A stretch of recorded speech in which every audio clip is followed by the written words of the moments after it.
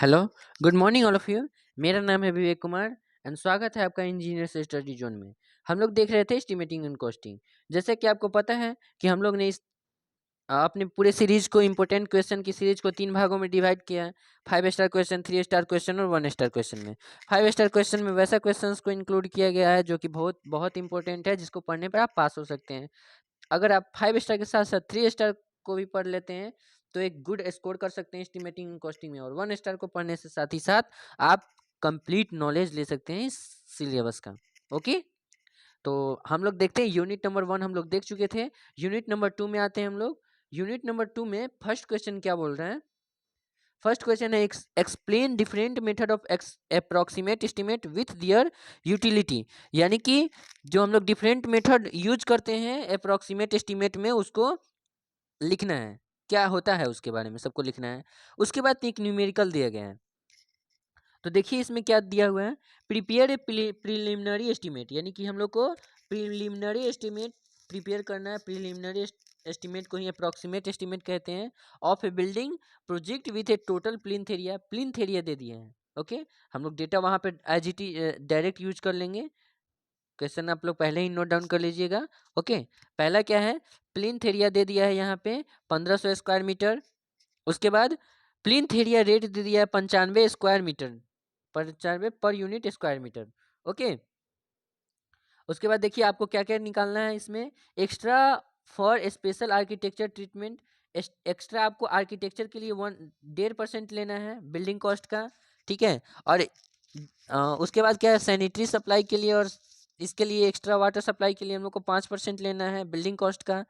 ठीक है, हम लोग देखेंगे वहाँ पे बिल्डिंग कॉस्ट आखिर आ क्या रहा है। ठीक है, उसके बाद इंटरनल इंस्टॉलेशन के लिए एक्स्ट्रा फॉर इंटरनल इंस्टॉलेशन 14% उसका लेंगे बिल्डिंग कॉस्ट का ही। कंटिजेंसीज लेंगे 3%। एक्स्ट्रा कॉस्ट लेंगे बिल्डिंग कॉस्ट का 6% सर्विस के लिए। और सुपरवाइजिंग के लिए हम लोग 8% लेंगे। ओके, ये 3% और 8% नहीं दिया हुआ है कि टोटल कॉस्ट का लेंगे कि बिल्डिंग कॉस्ट का। तो हम लोग आगे देखेंगे कि कैसे हम लोग कैलकुलेट करते हैं। ठीक है, टेंशन नहीं लीजिए, इसी सेशन में देखेंगे। नेक्स्ट देखिए क्या है,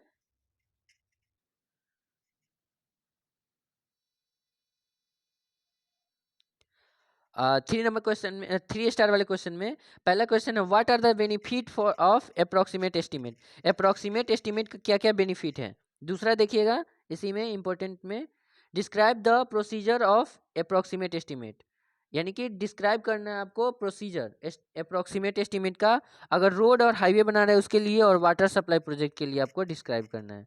ठीक है, उसके बाद फिर एक न्यूमेरिकल दे दिया है, और 1 स्टार वाले क्वेश्चन में भी एक न्यूमेरिकल दिया हुआ है। तो हम लोग पहले 1 बाई 1 करके देख देख लेते हैं। अगर नहीं होगा तो हम लोग एक क्वेश्चन ले लेंगे न्यूमेरिकल का सीरीज एस्टिमेशन का। ओके, तो हम लोग चलते हैं इसमें हम लोग 1 बाई 1 करके देखते हैं। ओके, देखिए यहाँ पे यूनिट नंबर 2 का फर्स्ट क्वेश्चन का आंसर क्या है, different types of estimate approximate estimate कौन कौन सा है। तो सबसे पहला आता है plinth area rate method. Plinth area rate method, इसमें क्या होता है देखिए, प्लिंथ एरिया हम लोग को कॉस्ट कैसे निकलेगा, टोटल कॉस्ट। टोटल कॉस्ट निकालने के लिए क्या करते हैं, देखिए सिंपल सा फॉर्मूला रहता है, total cost equals to plinth area rate. Plinth area rate, plinth area rate गुने प्लिंथ एरिया। मतलब प्लिंथ एरिया रेट कितना है, यानी कि रेट से प्लिंथ एरिया में अगर गुना कर देंगे तो उसको हम लोग कहते हैं plinth area method. Okay, plinth area क्या कहते हैं, किसको कहते हैं, जो बिल्डिंग के सबसे नीचे वाले फ्लोर पे हम लोग जो प्लिंथ मेजर करते हैं उसको कहते हैं प्लिंथ एरिया रेट। ओके, देखिए इसमें हम लोग इसको समझ लेते हैं क्या कहता है। Plinth area rate estimation is prepare on the basis of plinth area of the building. यानी प्लिंथ एरिया एस्टिमेशन किसके बेसिस पर प्रिपेयर किया जाता है, plinth area of the building. यानी बिल्डिंग का जितना ज़्यादा प्लिंथ एरिया रहेगा उतना ज़्यादा उसका कॉस्ट रहेगा। ठीक है, next, in this method cost of unit plinth area is calculated with the reference of similar building having similar specification. यानी कि हम लोग कैसे कैलकुलेट करते हैं cost of unit plinth area. Unit plinth area कैसे करते हैं कैलकुलेट, मान लीजिए कि कोई बिल्डिंग अभी हाल ही फिलहाल में बना है, उसका पर यूनिट प्लिंथ एरिया का कॉस्ट निकालेंगे। जैसे देखिए टोटल कॉस्ट लगा है उसको 1 लाख। अगर मान लीजिए कि 1 लाख लगा है, 100 के लगा है, 100 के लगा है, और उसका प्लिंथ एरिया 20 स्क्वायर मीटर है, 20 मीटर स्क्वायर है। तो हम लोग क्या करेंगे, इससे इसको डिवाइड करेंगे तो कितना आएगा 5, यानी कि 5000 5K पर मीटर स्क्वायर के हिसाब से हम लोग ले लेंगे, यानी 5000 रुपया पर मीटर स्क्वायर के हिसाब से हम लोग प्लिंथ एरिया रेट आ गया, ये रेट आ गया। मीटर पर मीटर में है तो रेट आएगा ना जी, पर मीटर स्क्वायर में है तो यहाँ पे देखिए क्या है, मान लीजिए कि 1 मीटर स्क्वायर का कॉस्ट कितना था, 1 लाख था। तो 10 मीटर स्क्वायर का कॉस्ट कितना हो जाएगा, 10 लाख हो जाएगा, कोई दिक्कत नहीं। नेक्स्ट चलिए आगे देखते हैं हम लोग। Approximate estimate is prepared by the multiplying the cost of unit plinth area, यानी कि अप्रोक्सीमेट एस्टिमेट कैसे निकलेगा, कैसे निकलेगा, मल्टीप्लाई कर देंगे किसके साथ, cost of unit plinth area, cost of unit plinth area और किसका, और यानी कि plinth area rate into total plinth area of propose building. अभी हम लोग फॉर्मूला देखे थे ना स्टार्टिंग में कि प्लिंथ एरिया अगर टोटल कॉस्ट निकालना है तो प्लिंथ एरिया में किससे गुना कर देंगे, प्लिंथ एरिया रेट से मल्टीप्लाई कर देंगे तो ये टोटल कॉस्ट निकल जाएगा। सिंपल सा फॉर्मूला है। देखिए क्या है, अभी देखे ना, अभी हम लोग क्या है, cost of construction of propose building, cost कैसे निकलेगा, cost of construction rate of unit plinth, यानी कि plinth unit plinth area rate, इसी को कहते हैं plinth area rate into plinth area of propose building, यानी प्रपोज्ड बिल्डिंग का प्लिंथ एरिया कितना है, इसको गुना कर देंगे, हो गया काम खत्म। दूसरा देखिए cubical content method, cubical content method, जैसे इसको हम लोग एरिया से ले रहे थे तो इसको लेते हैं वॉल्यूम से, किससे लेते हैं, वॉल्यूम से। तो ये ज़्यादा एक्यूरेट होगा, ऑफ कोर्स सा बात है।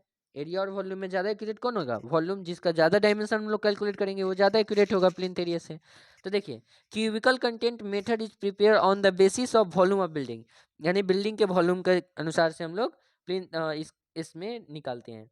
When we compare to building which are similar which has similar specification but different height, हम लोग ये कब निकालते हैं, मान लीजिए कि अगर हम लोग पहला बिल्डिंग का भी सेम हाइट था जिसका हम लोग को कॉस्ट पता है, दूसरा बिल्डिंग का भी सेम कॉस्ट सेम हाइट है जिसका कॉस्ट हमको निकालना है, तब तो आसानी से निकल जाता था प्लिंथ एरिया से।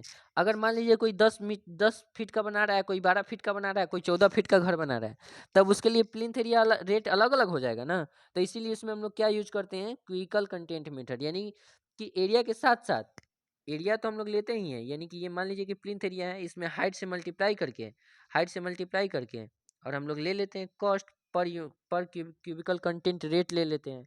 Okay, in this method first we calculate of the cost of construction of per metre cube, यानी कि per cubic feet of any building which is already constructed and multiply it total volume of the any proposed building. हम लोग निकालेंगे किसे, cost of per unit per metre cube का rate निकाल लेंगे कैसे, तो जाएंगे दूसरा जो बिल्डिंग सिमिलर बिल्डिंग जो कंस्ट्रक्ट हुआ है उसके वॉल्यूम से डिवाइड कर देंगे, तो उसका हम लोग को कॉस्ट पर यूनिट रेट निकल जाएगा। और फिर हम लोग क्या करेंगे, अपना जो प्रपोज बिल्डिंग है उसके वॉल्यूम से मल्टीप्लाई कर देंगे तो हमारा टोटल कॉस्ट ऑफ प्रोजेक्ट निकल जाएगा। देखिए फॉर्मूला नीचे दे ही दिया गया है।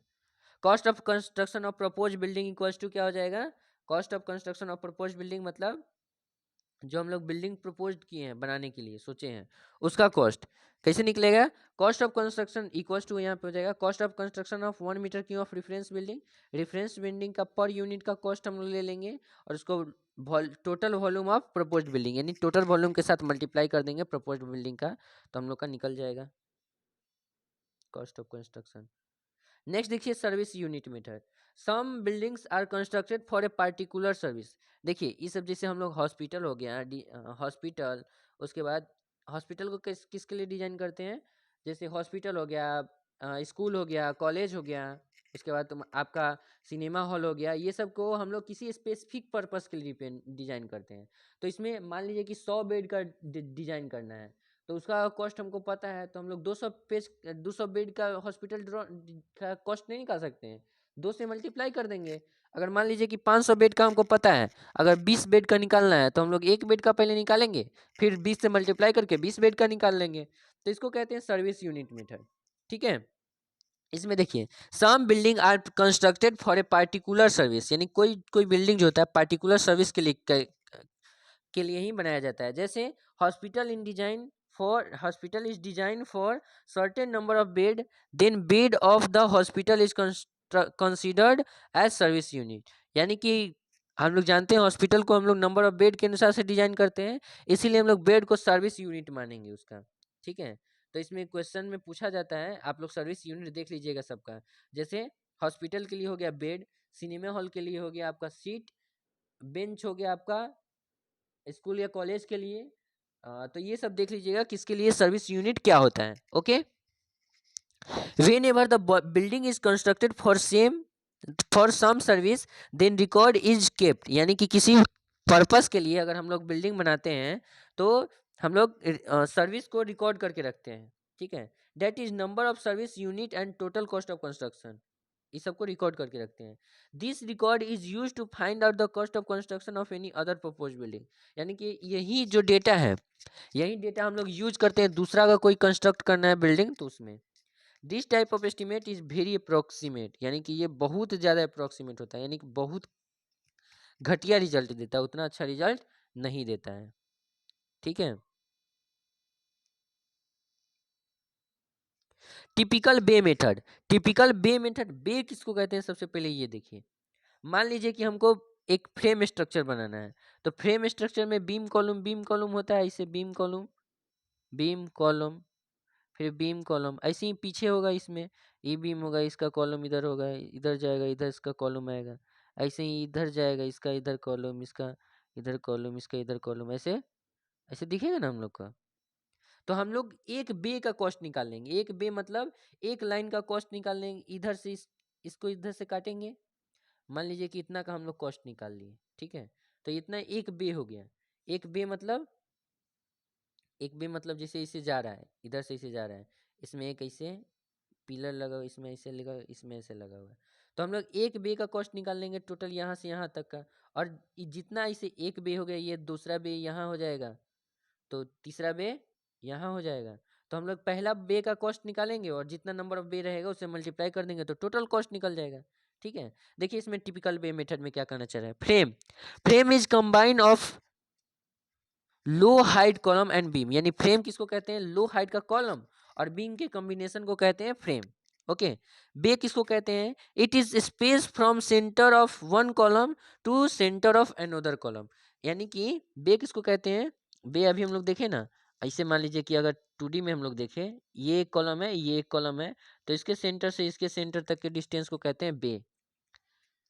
Okay, frame structure is used for storage of workshop, यानी कि अगर फ्रेम स्ट्रक्चर है तो यूज किया जाता है जैसे स्ट्रक्चर वर्कशॉप के लिए। इन this method estimate of one bay is done and then the estimate of where factory is calculated. मतलब क्या करना है, एक बे का हम लोग को कॉस्ट कैलकुलेट कर लेना है और टोटल नंबर ऑफ बे से मल्टीप्लाई कर देना है, सिंपल सा है।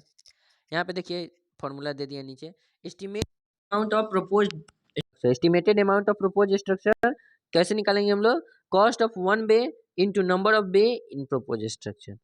ओके, नेक्स्ट, यानी कि कितना नंबर ऑफ बे है, number of bay in proposed structure into cost of one bay, rate से किसी भी यूनिट में मल्टीप्लाई करेंगे तो निकल ही जाएगा हम लोग का टोटल कॉस्ट।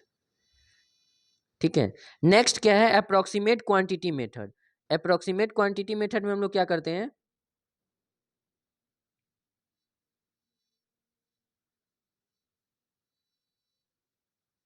देखिए approximate quantity method, for this method plan of building must be available. यानी अप्रोक्सीमेट क्वांटिटी मेथड अगर हम लोग को करना है तो इसमें हम लोग को चाहिए प्लान, बिल्डिंग का प्लान चाहिए। ठीक है, बिना प्लान के हम लोग नहीं कैलकुलेट कर पाएंगे।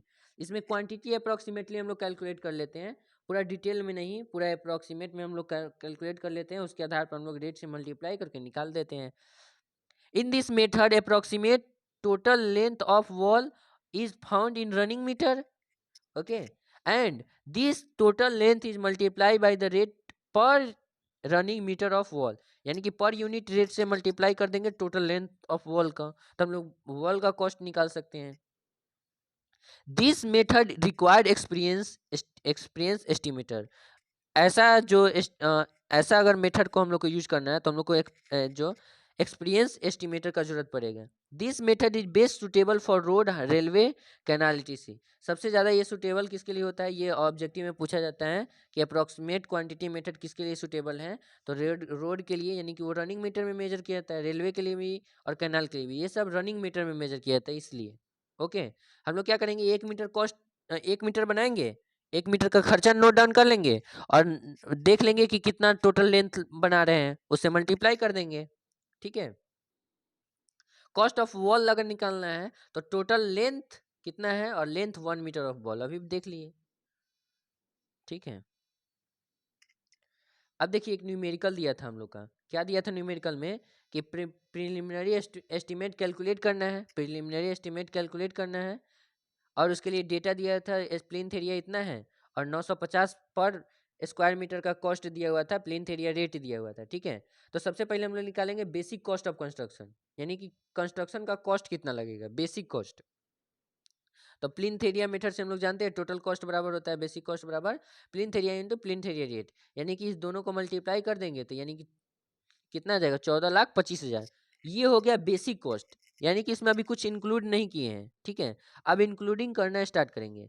सबसे पहले 2%, 12% आर्किटेक्चर का देखे थे बेसिक कॉस्ट का, यानी कि बिल्डिंग कॉस्ट का, बिल्डिंग कॉस्ट को ही बोलते हैं बेसिक कॉस्ट, तो ये आया इतना। फिर हम लोग का देखा वाटर, फिर हम लोग क्या देखे, वाटर सप्लाई का, वाटर सप्लाई 5% दिया हुआ था, तो 5% हम लोग किसका निकालेंगे, इस 14,25,000 का, तो कितना है 5%, 14,25,000 का 71,250। ओके, फिर देखिए इंस्टॉलेशन का 14%, इंटरनल इंस्टॉलेशन का 14% था, तो इसका 14% निकाल लेंगे तो इतना आ जाएगा। फिर सर्विस का था 6% बेसिक कॉस्ट का, तो बेसिक कॉस्ट का इतना निकाल लेंगे, 6% आ जाएगा तो 85,500 आएगा। ठीक है, फिर सुपरविजन का चार्ज लेंगे 8% बेसिक कॉस्ट का, तो ये टोटल जब कॉस्ट जोड़ लेंगे उसके बाद कंटिजेंसी लगाएंगे क्या, जब सब सुपरविजन सर्विस इंटरनल सब जोड़ लेते हैं उसके बाद लगाते हैं हम लोग contingencies. Okay, total cost before construction, यानी कि अब क्या करेंगे, जितना भी हम लोग कॉस्ट ऑफ कंस्ट्रक्शन निकाले, जैसे सुपरविजन का 6%, 8%, सर्विस का 6%, इसका 14%, जितना भी निकाले हैं और बेसिक कॉस्ट जो बिल्डिंग का है सबको जोड़ लेंगे पहले। ठीक है, फिर अब हम लोग 3% कंटीजेंसी, 3 से 5% होता है जनरली, तो क्वेश्चन में दिया था 3% कंटीजेंसी कॉस्ट चार्ज कर लेना है। तो कंटीजेंसी किसका कॉस्ट करते हैं हमेशा याद रखिएगा, बाकी सारा कॉस्ट है वो कैलकुलेट करते हैं बिल्डिंग के कॉस्ट का, और कंटीजेंसी किसका कैलकुलेट करते हैं, टोटल कॉस्ट का। ठीक है, टोटल कॉस्ट जितना आया यहाँ पे, टोटल कॉस्ट यहाँ पे जितना आया है बिफोर, ये वाला जो टोटल कॉस्ट है इसका, इसका हम लोग क्या करेंगे अब 3 to 5%, यानी कि 3% यहाँ ले लेंगे। यहाँ पे देखिए किसका लिया हुआ है, 20,66,250 का लिया हुआ है सब जोड़ने के बाद। ओके, देखिए लास्ट टोटल एस्टिमेटेड कॉस्ट, अब टोटल एस्टिमेटेड कॉस्ट में क्या करेंगे, बिफोर कंटिजेंसीज का जितना कॉस्ट था आफ्टर कंटिजेंसीज का जितना कॉस्ट था सबको जोड़ देंगे, इसलिए टोटल कॉस्ट ये आ गया। हम लोग क्या किए सबसे फर्स्ट स्टेप में, देखिए यहाँ पे सबसे फर्स्ट स्टेप में हम लोग क्या किए, बेसिक कॉस्ट निकाल दिए, प्लिंथ एरिया रेट से प्लिंथ एरिया में मल्टीप्लाई करके निकाल दिए। ठीक है, दूसरा नंबर आर्किटेक्चर ये सब जितना भी कॉस्ट दिया था उस सबको हम लोग ऐड कर देंगे बेसिक कॉस्ट पे। ठीक है, और सबको ऐड कर लेंगे तो निकल जाएगा टोटल कॉस्ट बिफोर कंटीजेंसीज, और इसका अब कंटीजेंसी 3% कंसिडर कर लेंगे। अब टोटल कॉस्ट यानी 20,000, 20,66,000 आया 250, इसका हम लोग 3% निकाल लेंगे और 3% इसमें ऐड कर देंगे। 3% ऐड करने के बाद ये जितना भी आएगा वो टोटल कॉस्ट आ जाएगा। ओके, क्वेश्चन नंबर 2 देखिएगा, अप्रोक्सीमेट एस्टिमेट का क्या क्या बेनिफिट था इसको लिखना था। तो सबसे पहला बेनिफिट है स्पीड, यानी कि बहुत जल्दी बन जाता है अप्रोक्सीमेट एस्टिमेट, 5 मिनट में बन जाता है, 10 मिनट में बन जाता है। और डिटेल एस्टिमेट के लिए बहुत दिन लगता है, 10 दिन 15 दिन ये सब भी लग सकता है। बड़ा बड़ा प्रोजेक्ट है तो साल साल भर तक में भी एस्टिमेट हो सकता है, कोई दिक्कत नहीं है इसमें। ठीक है, एकदम अगर नया नया है तो साल भर लगा ही देगा अच्छा से। अब कहिएगा फिर साल भर लगा देगा तो पूरा एस्टिमेट करते करते तो प्रोजेक्ट का कॉस्ट भी उसका हाई हो जाएगा एस्टिमेशन में, तो ऐसा कोई बात नहीं है उतना।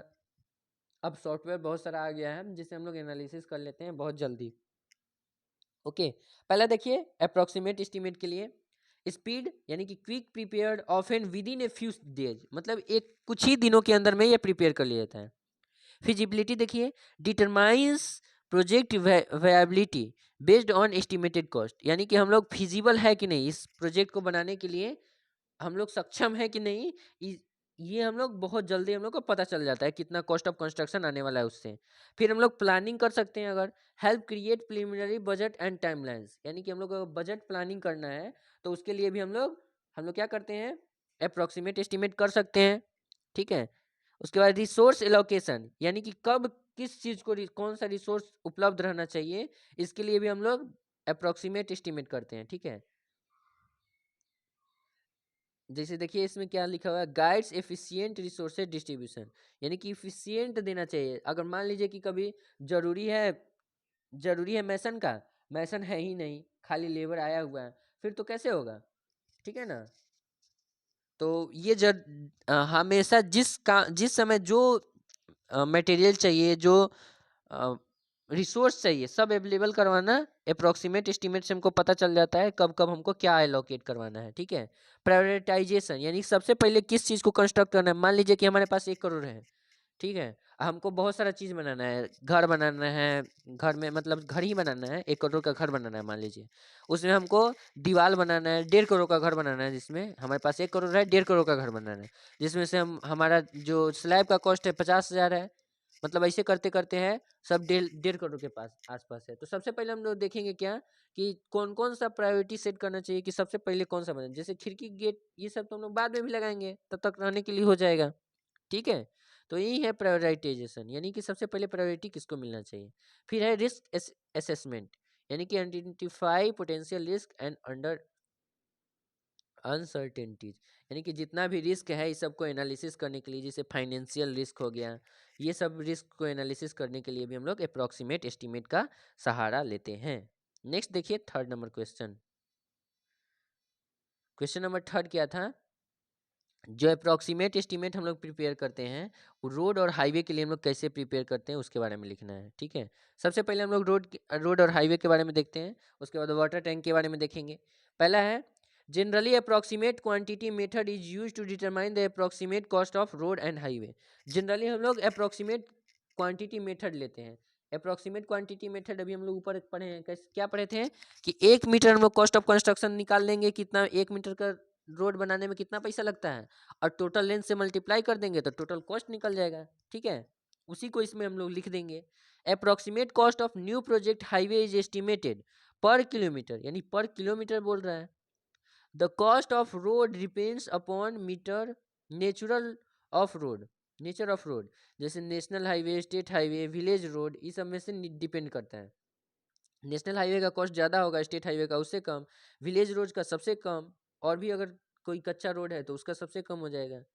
इस सब पर डिपेंड करता है कॉस्ट पर यूनिट कॉस्ट। ठीक है, विदित ऑफ रोड पे भी डिपेंड करता है, जितना ज़्यादा विदित रहेगा उतना पर यूनिट कॉस्ट रहेगा। थिकनेस ऑफ पेवमेंट, जितना मोटा थिकनेस, जितना ज़्यादा थिक रहेगा थिकनेस, उतना ज़्यादा पर यूनिट कॉस्ट होगा।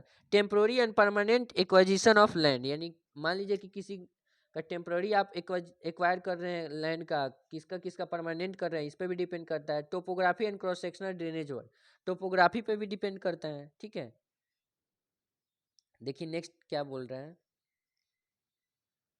Bye knowing the cost of construction of per kilometre length of a similar road approximate quantity of proposed road can be prepared. मतलब हम लोग क्या करेंगे, cost of construction per kilometre का निकाल लेंगे सिमिलर रोड का, ऐसे इसी की सहायता से अप्रोक्सीमेट एस्टीमेट तैयार कर लेंगे। जैसे एग्जांपल के लिए दिया हुआ है यहाँ पे, state highway of 10 kilometre is constructed in 50,000 50 lakh, यानी जो एस्टीमेट हाईवे स्टेट है, सॉरी एक स्टेट हाईवे है जो कि 10 किलोमीटर का था, वो 50 लाख में कंस्ट्रक्ट किया गया था। ठीक है, there for approximate cost per kilometre length, यानी कि पर किलोमीटर लेंथ के लिए, 1 किलोमीटर लेंथ के लिए 10 से डिवाइड कर देंगे तो 5 लाख आ जाएगा। आई होप आपको समझ में आया होगा। सबसे पहले हम लोग क्या करते हैं, किसी भी रोड और हाईवे का हम लोग को अगर डिजाइन मतलब कॉस्ट निकालना है, तो हम लोग 1 मीटर कंस्ट्रक्ट करेंगे, उसका टोटल कॉस्ट निकाल लेंगे, और जितना मीटर लेंथ हमको कंस्ट्रक्ट करना है उतना से हम लोग गुना कर देंगे। मान लीजिए कि एक्सटर्नल फैक्टर, जैसे अब विद्युत को चेंज करना है, तो विद्युत चेंज करना होगा तो उसके लिए अलग क्राइटेरिया है। फिर अगर पेमेंट का थिकनेस बढ़ाना, विद्युत बढ़ाना है, थिकनेस बढ़ाना है, उसका अलग क्राइटेरिया है। फिर अगर लैंड एक्वायर करना है तो उसके लिए अलग कॉस्ट जोड़ेंगे, ठीक है। तो ऐसे हो गया।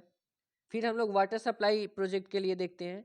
पहला क्या है, approximate estimate of water supply project depends on the population to be served by this project. यानी कि देखिए, हम लोग अप्रोक्सीमेट एस्टीमेट रोड के लिए कैसे कर रहे थे, पर मीटर लेंथ के लिए कर रहे थे, और इसमें हम लोग कैसे करेंगे वाटर सप्लाई के लिए, तो वाटर सप्लाई के लिए हम लोग करेंगे किसके लिए, पॉपुलेशन के हिसाब से। जितना ज़्यादा पॉपुलेशन उतना ज़्यादा हम लोग को वाटर का टैंक बड़ा बनाना होगा। Approximate cost of new project can be find out by knowing the cost of water supply work per person।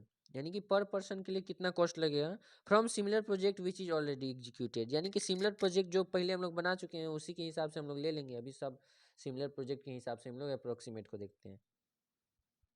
Sometime approximate estimate for this project is also prepared on the basis of area covered। यानी कि कभी कभी हम लोग population को ना लेकर हम लोग एरिया को ले लेते हैं कि कितना कवर किया है उसके हिसाब से, ठीक है। देखिए अब यहाँ से हम लोग व्हाइट बोर्ड पे देखेंगे, इस पीपीटी से अच्छा है कि हम लोग व्हाइट बोर्ड पे देख लें न्यूमेरिकल। तो हम लोग न्यूमेरिकल को, जो यूनिट 2 हम लोग का कंप्लीट हो चुका है, अब जो न्यूमेरिकल जो क्वेश्चन बचा हुआ था उस सबको हम लोग देखेंगे किसमें, नेक्स्ट सेशन में, जो कि आएगा न्यूमेरिकल सेशन, ठीक है। आई होप आपको समझ में आया होगा। Then thank you everyone, meet you in next session.